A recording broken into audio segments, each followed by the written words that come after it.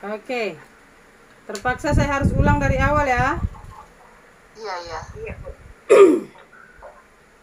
Iya, Bu. Haleluya. Dosa dalam jemaat. Ini artinya kita harus semakin tajam. Tadi kurang tajam, sekarang pasti lebih tajam. Dosa dalam jemaat. Perhatikan dulu ya, dalam jemaat ya. Supaya nggak salah mengambil keputusan kalau ada dosa-dosa di luar jemaat. Jangan disamakan nanti dosa yang ada di dalam jemaat. Ya, ini konteksnya ada dosa dalam jemaat ya. 1.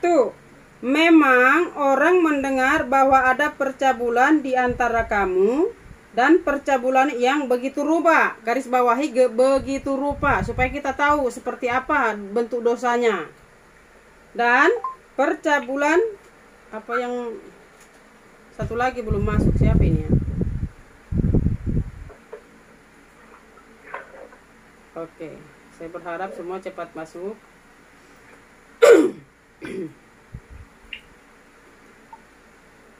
Ayat 1, seperti yang tidak terdapat sekalipun di antara bangsa-bangsa yang tidak mengenal Allah. Jadi mereka membandingkan dosa ini seperti yang tidak terdapat sekalipun di antara bangsa-bangsa yang tidak mengenal Allah. Artinya mereka menganggap bahwa orang yang tidak mengenal Allah pun tidak mungkin melakukan dosa yang model seperti ini. Kira-kira begitu ya. Nah, yang yaitu bahwa ada orang yang hidup dengan istri ayahnya. Dosanya adalah hidup dengan istri ayahnya, dan dosa itu begitu rupa. Itu ya, dicatat itu. Begitu rupa, begitu jelas, nampak jelas, semua bisa lihat ya. Ayat 2.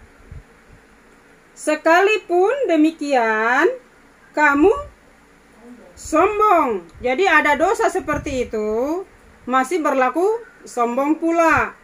Nah,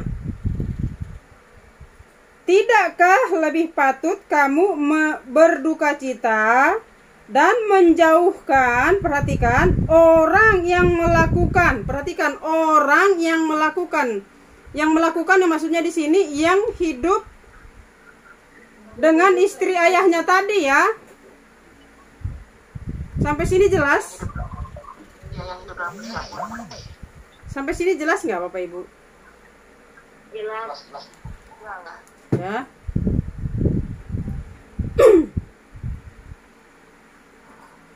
Dan menjauhkan orang yang melakukan hal itu dari tengah-tengah kamu. Jadi yang dijauhkan itu adalah orang yang melakukan dosa tadi ya. Supaya jelas nih. 3. Sebab aku, kata Paulus, aku di sini Paulus, sekalipun secara badani tidak hadir. Jadi ada peristiwa di tengah-tengah jemaat seperti itu, tapi Paulus tidak ada di situ. Nah, Paulus bilang begini, tetapi secara rohani saya ada di situ. Kira-kira bahasanya begitu ya. Aku sama seperti aku hadir. Nah, cuman ada aku strip, ada strip lagi di baris kedua. Jadi lanjutannya langsung ke situ. Aku telah menjatuhkan hukuman atas dia. Jadi Paulus ada atau tidak ada secara fisik di situ, keputusan Paulus seperti ini maksudnya. Aku telah menjatuhkan hukuman atas dia yang telah melakukan hal yang semacam itu. Itu keputusan Paulus. Sampai sini bisa diikuti? Nangkap ya. Ini kasus-kasus seperti ini, kita sebagai hamba-hamba Tuhan kedepannya akan ketemu dengan kasus-kasus seperti ini. Makanya ditulis di dalam Alkitab. Nah, supaya kita tidak salah mempraktekkan kasih. Karena banyak sekali orang yang berdosa, yang hidup di dalam dosa, bukan orang berdosa ya. Orang berdosa ya, semua kita berdosa. Maksud saya hidup di dalam dosa, artinya hari-harinya ada di dalam dosa, tetapi mengambil pelayanan di dalam gereja. Ini arahnya ke sana nih. Lanjut ya. Lengkap ya. ayat. Haleluya. Ini Bu Donda nyambung putus sebentar, yang di itu ya, di handphone saya ini dulu, saya sambungkan. Tekan 1, 3 atau 5 untuk meninggalkan Bentar ya Bu Tri. Tekan 1, 3 atau 5. Dihubungi tekan 1, tapi kalau nggak dihubungi dia telepon. Oke, saya lanjut. 4. Bila mana kita berkumpul dalam roh, bila mana kita berkumpul dalam roh, kamu bersama-sama dengan aku, dengan kuasa Tuhan Yesus, dengan kuasa Tuhan Yesus, Tuhan kita. Jadi Ibu Pendeta Erlin, kami membiasakan di dalam kelas ini, kalau ada ketemu nama Tuhan Yesus, kami tambahkan pakai kata Tuhan, Ibu. Karena Tuhan bilang jangan menyebutkan nama Tuhan dengan sembarangan. Jadi Tuhan Yesus itu adalah Tuhan. Jadi kita sematkan kata Tuhan di depan namanya, karena memang dia Tuhan, ya kan? Ya, jadi kita nanti Ibu Erlin jangan kaget, kenapa ini kok ada kata Tuhan tapi kok ada bahasa Tuhan gitu ya? Iya, karena tidak tertulis. Iya. Bila mana kita, ayat 4, berkumpul dalam roh. Perhatikan, bukan dalam daging. Supaya ngerti nih, ini pelan-pelan ya Bapak Ibu.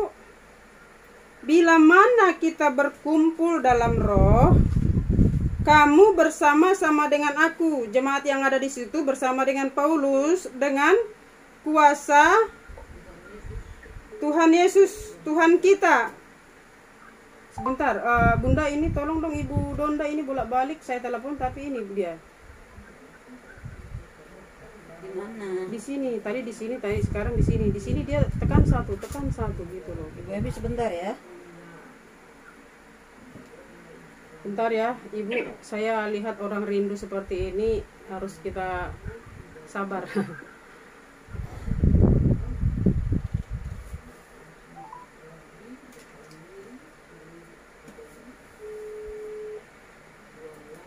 Tahu nggak arti kata bila mana, Ibu? Halo? Bapak, coba perhatikan dulu kata bila mana. Ini penting loh, ini satu kata ini untuk menangkap arti dari kalimat berikutnya. Ya? Tapi sekarang bisa ini. Bila mana? Susah ya? Ayo, pahami dulu arti satu kata ini. Bila dan mana. Ada dua asal kata. Halo? Bila dan mana. Bila mana. Ibu Donda jadinya susah. Apabila, kalau, Sekarang bisa ya? Berarti lanjut ya? sewaktu-waktu, Lebih dekat. Lebih dekat. Ayo, ada bila, ada mana. Supaya ini. Ya. Bila itu bicara apa? Bicara apa? waktu, kapan saja, Tahu nggak bahasa Melayu? bila saja, Bila kami tinggalkan kau, gitu kan? Kapan saya tinggalkan kamu? Itu. Terus mana? Itu bicara saat. Ya. Jadi ini bila mana berarti bicara sewaktu-waktu. Ya, ada momen-momen tertentu mereka menyatukan roh untuk mengambil satu keputusan dengan roh yang sama. Ingat ya, kasus yang di atas adalah kasus yang harus dipecahkan di dalam roh dan kebenaran. Oke? Nah, ingat pernyataan Paulus di ayat 4. Bila mana kita berkumpul, tahu berkumpul? Di dalam roh, bukan di dalam daging, di dalam roh. Perhatikan, di dalam roh. Makanya ini keputusan yang diambil Paulus tegas. di dalam roh untuk menyelesaikan ada kasus yang seperti ini. Ya, bila mana kita berkumpul dalam roh, kamu bersama-sama dengan aku dengan kuasa dengan kuasa Tuhan Yesus, Tuhan kita. Ya, orang itu harus kita serahkan dalam nama Tuhan Yesus kepada iblis, sehingga binasa tubuhnya, agar rohnya diselamatkan pada hari Tuhan. Perhatikan ini, jangan disalah tafsir sepertinya Tuhan itu menyerahkan orang kepada iblis. Perhatikan, karena endingnya di bagian B-nya Tuhan berkata agar rohnya ya. Jadi supaya Paulus berusaha menyelamatkan orang yang melakukan dosa itu, harus diambil satu sikap yang tegas di dalam roh. Saya dan jemaat, ayo sama-sama selamatkan orang ini. Kira-kira begitu Bapak Ibu ya. Coba bagian itu, ayat 5. Orang itu harus kita serahkan dalam nama Tuhan Yesus kepada iblis, sehingga yang binasa itu adalah dagingnya. Iya, sifat dagingnya harus binasa, harus mati, supaya kemudian rohnya. Jadi keputusan Paulus yang di dalam roh, bila mana jemaat bersama-sama dengan Paulus mengambil satu sikap untuk menyelamatkan orang yang melakukan dosa yang begitu rupa tadi, diambil satu sikap, dia diserahkan kepada iblis. Maksudnya dikeluarkan dari komunitas yang ada di dalam sesaat untuk membawa orang itu keluar dari dosa itu, supaya dosanya dia bisa tanggalkan dan rohnya bisa diselamatkan. Jadi perbuatan-perbuatan dagingnya harus mati katanya. Saya terbakar ini Bapak Ibu. Ini keputusan yang tidak mudah. Bapak Ibu kalau jadi pendeta, jadi gembala, Ibu Pendeta Erlin, kalau temukan seperti ini tujuan keputusan daripada Paulus adalah menyelamatkan si pendosa tadi. Memang kesannya dikucilkan kan?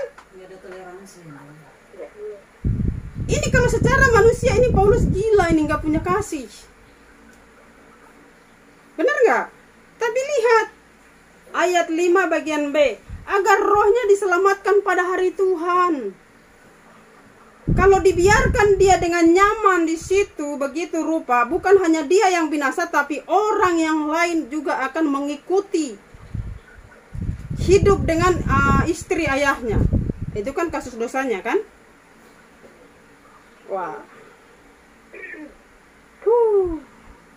Memang kalau tegas di dalam firman, tegas di dalam roh, kita akan meronta-ronta. Daging yang lain akan teriak. Apalagi itu sudah bagian dari keluarga yang melakukan dosa itu. Pendeta, kalau anaknya yang seperti ini atau ponakannya, dia harus bertindak seperti Paulus ini supaya ponakannya itu selamat. Dia keluarkan dari situ bukan untuk artinya membuang anak ini, dibuang jauh-jauh. Tidak, tujuannya supaya rohnya bisa diselamatkan. Perbuatan dagingnya itu harus mati. Iya. Makanya orang-orang yang melakukan dosa-dosa itu ditangkap terus ditaruh di penjara. Kira-kira jahat atau tidak? Tidak. Selalu ada istilah bahasanya efek jerak. Supaya ada efek jerak, supaya tidak melakukan lagi. Karena kalau dibiarkan tidak dihukum, maka binasalah dia sampai mati. Kan kasihan Bapak Ibu. Iya kan, Ibu, kalau di organisasinya kami ada aturan-aturan. Betul, tapi kita harus betul Ibu, tapi begini. Saya kita sebagai hamba Tuhan harus berdiri di dalam firman Ibu. Iya, sesuai aturan yang ada. Iya. Jadi, mungkin ketika seseorang itu melakukan hal seperti itu, dikenakan surat yang ada supaya membawa orang itu sadar akan Ya. melakukan pergumulannya dengan Tuhan. Ya. Supaya mungkin sesuai dengan firman Tuhan tadi, supaya rohnya sudah binasa. Ya, betul. Ya, jadi kita harus bertolak kepada firman bahwa tujuan Tuhan Yesus adalah menyelamatkan semua manusia. Dan keputusan-keputusan kita sebagai hamba Tuhan harus berorientasi ke sana. Walaupun keputusan kita itu kalau dilihat dari sisi jasmani, sisi daging, sepertinya nggak punya rasa kasih ya sebagai hamba Tuhan. Ya, tapi lihat ending yang mau dicari atau yang mau diambil oleh keputusan daripada yang diambil oleh Paulus. Oke, sampai sini nangkap ya. Lihat ayat 6. Kemegahanmu tidak baik. Tidak tahukah kamu? Karena gini nih, dibilang kemegahanmu tidak baik, sambungan dari ayat yang kedua. Sekalipun demikian kamu jadi disambung ke ayat 6. Kemegahanmu tidak baik. Karena dia sombong kan? Sombong di atas dosa. Bener gak? Nah, jadi kemegahan kita, kemegahan orang yang ada di situ, yang ada di komunitas itu, di jemaat itu tidak baik, kata Paulus. Tidak tahukah kamu bahwa sedikit ragi menghamiri seluruh adonan? Tahu ragi? Tahu. Apa? Untuk buat roti itu. Oke, itu secara hurufiah. Secara hurufiah, secara alkitabiah, secara roh, apa itu ragi? Untuk membagikan roh. Iya. Kenapa Putri? Mengembangkan, membangkitkan.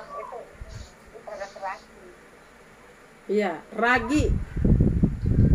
Kalau ada yang salah, jadi nggak tapenya? Enggak jadi. Berarti apa ini ragi? Kalau ada yang salah, Dosa itu. Pengajaran bukan? ajaran. Firman Allah. Lihat ya, kasusnya tadi ada orang berdosa dibiarkan, malah mereka sombong. Jadi ragimu salah. Yang kalian pahami salah. Hanya karena sedikit.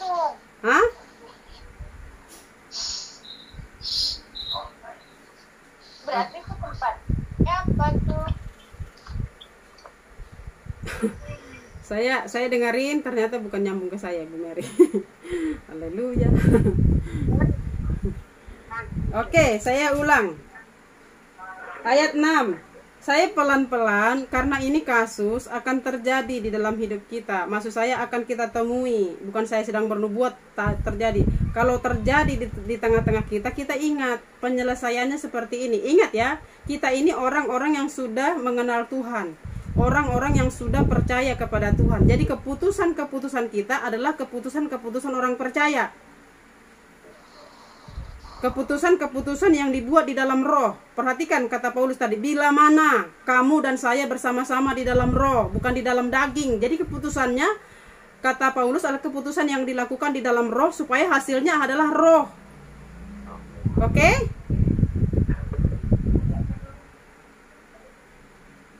Bisa. Oh, Ibu Yanti baru datang. Haleluya. Ibu Yanti dari mana? Halo, selamat sore, baru buka. Iya, Ibu Yanti tidur ya? Ya, Tidur tadi. tidak. Oke. Bu Yanti sekarang di ayat 6. Ya, Bu. Haleluya. Nanti ada rekamannya Ibu Yanti kalau ketinggalan ya. Amin, terima kasih. Iya. Kemegahanmu tidak baik. Tidak tahukah kamu bahwa sedikit ragi menghamiri? Tahu menghamiri? Iya, coba cek dulu itu, cek dulu Google. Tanya apa itu menghamiri, supaya pasti nih. Seluruh adonan, mencemari kalau nggak salah. Oke? Ada yang buka Google nggak?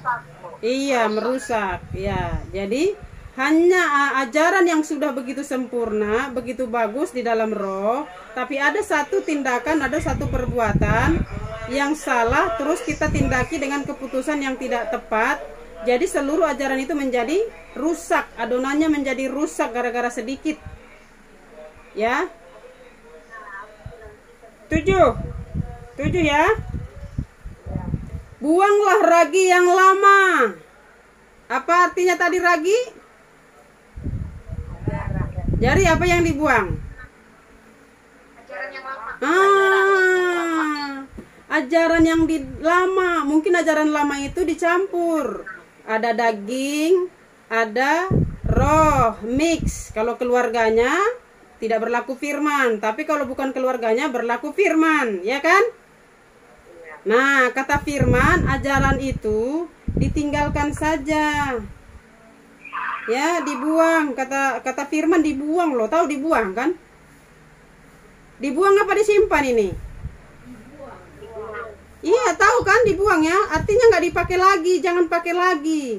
Kalau sudah dibuang berarti jangan dipakai, nggak berguna. Ya.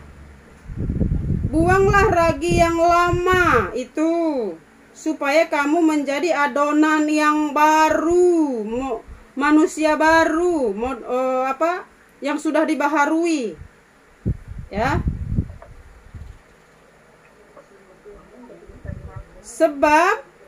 Sebab kamu memang tidak beragi. Sebab anak domba Paskah, siapa anak domba Paskah?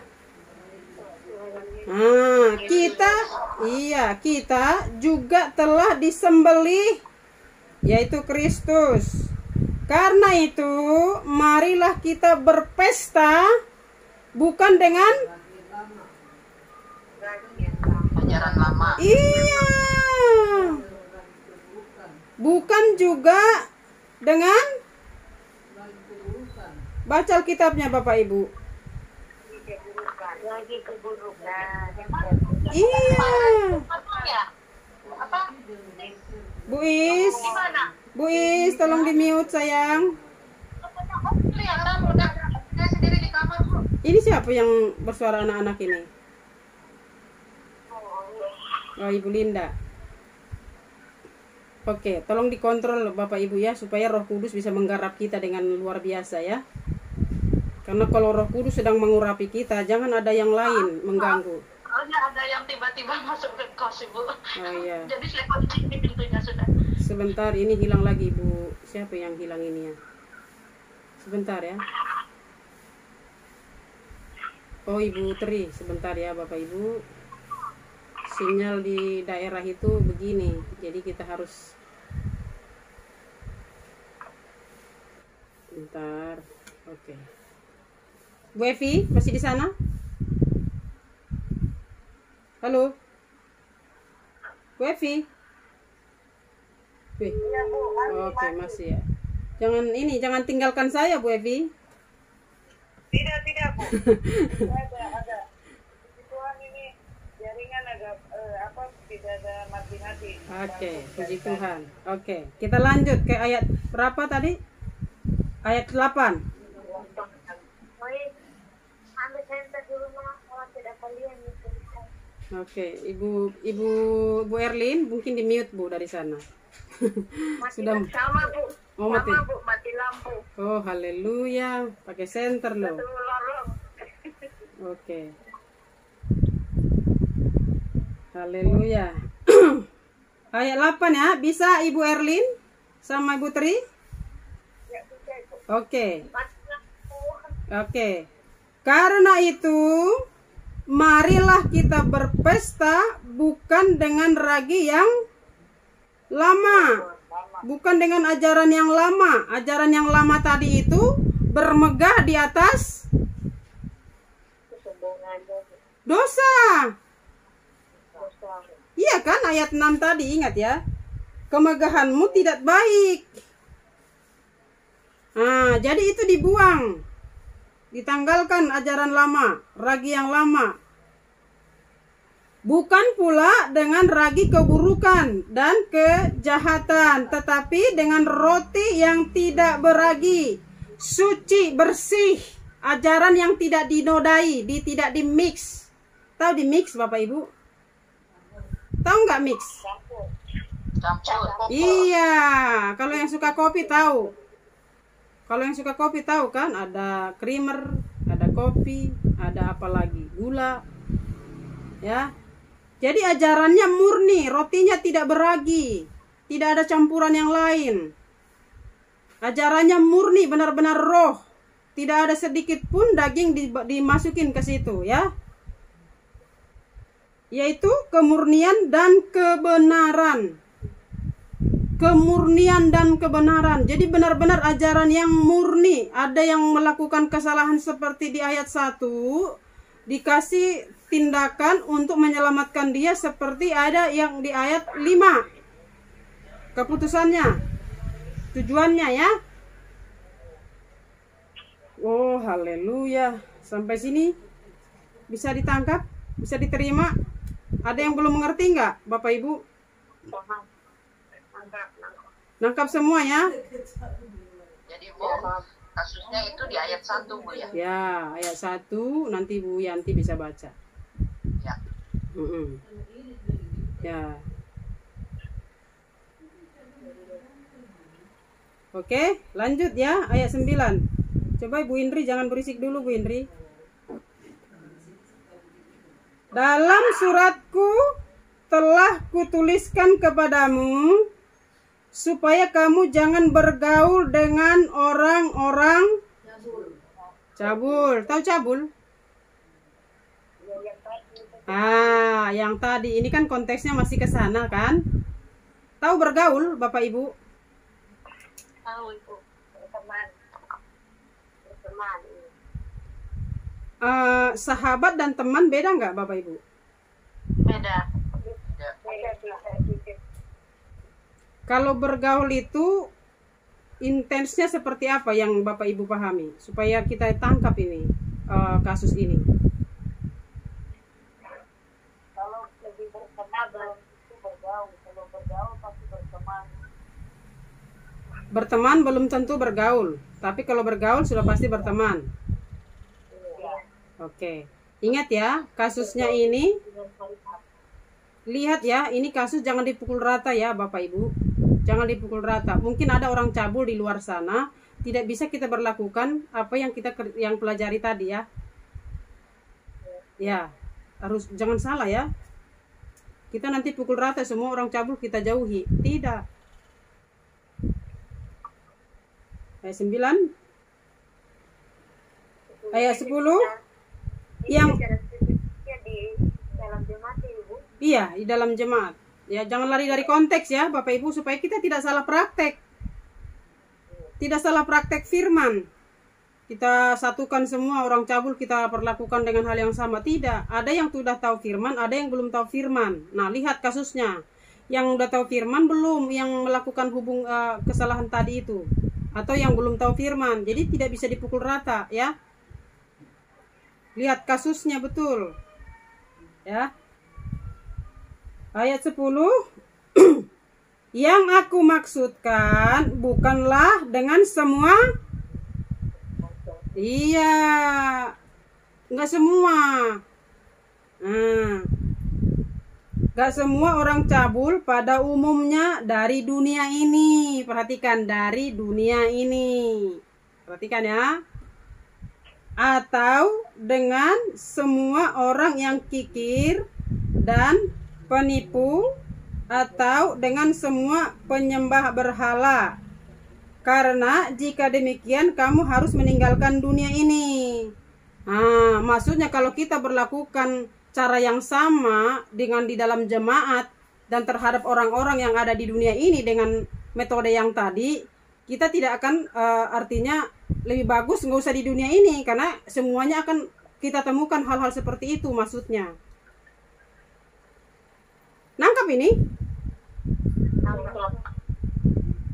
Nangkap ya, tolong Bapak Ibu, ini kasus supaya kita tidak salah mempraktekkan firman. Kita ini orang rohani yang dipilih Tuhan untuk membawa orang berdosa selamat dengan cara-cara tindakan-tindakan yang ada di dalam firman, di dalam roh dan kebenaran tadi. Ingat ya keputusan tadi Paulus. Bukan keputusan yang di dalam daging, tapi keputusan yang di dalam roh yang diambil oleh Paulus tadi ya. Terus 11. Tetapi yang kutuliskan kepada kamu ialah supaya kamu jangan bergaul dengan orang yang sekalipun menyebut dirinya saudara adalah orang cabul, kikir, penyembah berhala, pemfitnah, pemabuk, atau penipu. Dengan orang yang demikian janganlah kamu sekali-kali makan bersama-sama. Jadi nambah, bukan hanya orang cabul lagi, tapi ada jenis-jenis yang seperti ini. Jangan bergaul ya. Ingat, Tuhan bilang jangan bergaul. Saya berharap Bapak Ibu mengerti bagaimana itu komunitas bergaul. Bagaimana itu yang disebut dengan bergaul. Nangkap gak ini bergaul seperti apa? Nangkap gak Bapak Ibu? Bedakan bagaimana itu bergaul nanti ya. Kalau misalnya kurang paham, buka kamus KBBI ya. Bergaul, duduk bareng, main bareng, makan bareng, jajan bareng ya. Kira-kira seperti itu. Maksudnya Bu? Iya.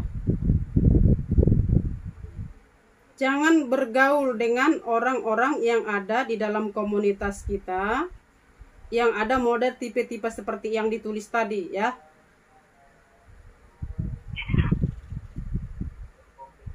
Oke, nangkap ya? Bisa saling sapa, bisa bergaul. Oh bisa, sangat bisa. Bergaulnya itu yang jangan. Bergaulnya jangan, tapi kalau baik sama dia tetap. Maksudnya jangan bukan dimusuhi ya Bapak Ibu ya. Jangan salah paham dengan firman ya, bukan dimusuhi. Karena Tuhan Yesus datang untuk orang-orang berdosa. Maksudnya kita jangan bergaul dengan mereka. Karena kita adalah kebenaran yang harus membawa mereka kepada keselamatan. Caranya kita bukan berarti kita tumplek dengan mereka. Ya.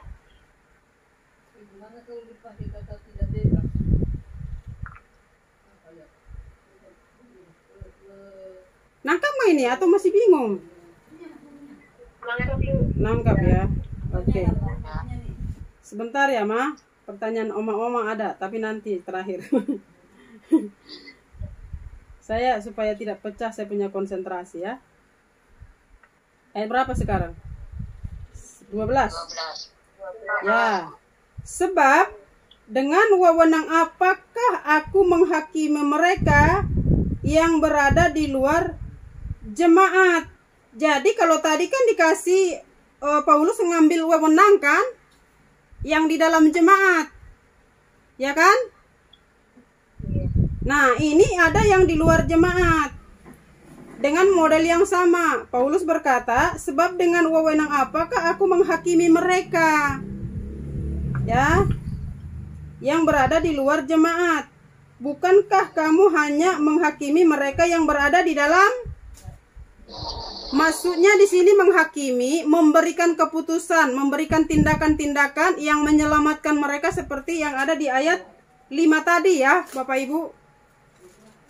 Yang tujuannya seperti di ayat 5. Ya. Halo? Bisa ya? Ya, Bu. Bisa terima ya ini? Bisa, Bu. Bisa ikuti ya? Ya. Supaya kita tidak salah mempraktekkan firman ini. Tapi dalam semua jemaat Ibu, wewenang itu hanya ada pada orang-orang tertentu saja. Iya, yang berwewenang lah di situ siapa gitu ya. Iya. Tapi kalau ada di luarnya jemaat itu, yang berwenang di dalam jemaat itu nggak boleh mengambil penghakiman atau hukuman atau keputusan untuk yang di luar. Ya, jadi jelas ini ranahnya jelas. Supaya kita punya keputusan ini terarah, berhasil gitu loh. Kita berhasil. Dalam arti berhasil menyelamatkan yang hidup di dalam dosa ini keluar dari dosanya, mematikan seluruh dagingnya, dan rohnya bisa diselamatkan nanti dalam hasil keputusan yang diambil oleh Paulus, yang diambil oleh kita. Kalau kita yang menjadi pengambil keputusan, ya. Keputusannya bukan keputusan pribadi Paulus loh. Ingat tadi ya, di ayat berapa tadi itu? Ayat 4. Bukan keputusan pribadi ya. Kalau keputusan tidak sama-sama, berarti nanti ada yang protes. Jadi dalam momen-momen tertentu keputusannya harus sama. Ayat 4 saya baca, saya ulang biar tegas. Bila mana kita berkumpul dalam roh, kamu bersama-sama dengan aku, sama-sama dengan aku, kata Paulus, ya. Dengan kuasa Tuhan Yesus, Tuhan kita. Orang itu harus diserahkan dan seterusnya. Jadi mengambil keputusan itu, Paulus dan jemaat itu sama-sama di dalam roh. Jangan ada yang dari daging, ada yang dari roh. Tidak, sama-sama semuanya dari dalam roh. Keputusannya adalah keputusan roh yang menyelamatkan orang yang melakukan kesalahan tadi. Itu tujuannya. Oh, haleluya. Nangkap ya? 13. Mereka yang berada di luar jemaat akan dihakimi Allah. Usirlah orang yang melakukan kejahatan dari tengah-tengah kamu. Apa kata firman? Iya. Kasih itu harus menyelamatkan. Keputusan-keputusan kita harus keputusan yang membawa orang itu kepada surga. Tindakan kita kalau membutuhkan tindakan yang keras, kalau itu memang baik untuk jiwanya, ya lakukan. Jangan pakai perasaan manusia, nggak enak, itu kan? Benar nggak Bapak Ibu? Iya kan? Kita minta tolong ayat terakhir, usirlah orang yang melakukan kejahatan dari tengah-tengah kamu.